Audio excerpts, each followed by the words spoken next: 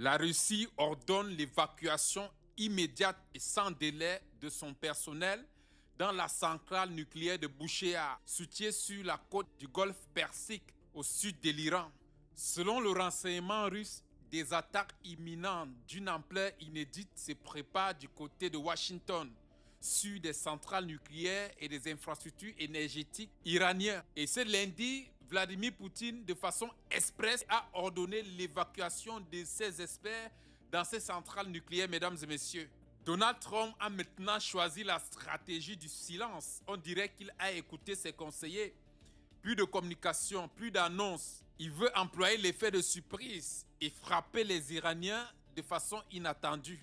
Mesdames et messieurs, après l'échec des négociations, désormais c'est place à la guerre. Tous les scénarios d'attaque sur l'Iran sont posés sur la table et le Pentagone, avec Donald Trump, ont désormais opté pour la stratégie du silence et de l'effet de surprise. Autre information de grande importance, Vladimir Poutine a renouvelé la demande à Téhéran d'évacuer en Russie les 400 kilos d'uranium enrichi iranien pour les sécuriser du côté de Moscou.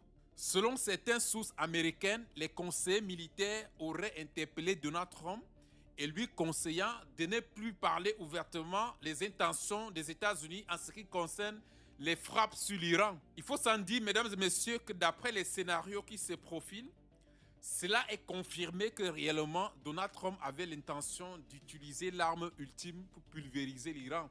Il devient clair à ce jour que c'est la communication de Donald Trump qui avait provoqué l'indignation dans le monde, qui a temporisé les élans américains. Sinon, les États-Unis étaient prêts à passer à l'action. On dirait que cette fois-ci, Donald Trump a opté d'écouter ses conseillers militaires. Un gouverneur de républicain américain aurait déclaré que l'Iran est allé trop loin et que l'état-major américain devrait prendre les décisions qui s'imposent pour maintenir le respect de la puissance américaine.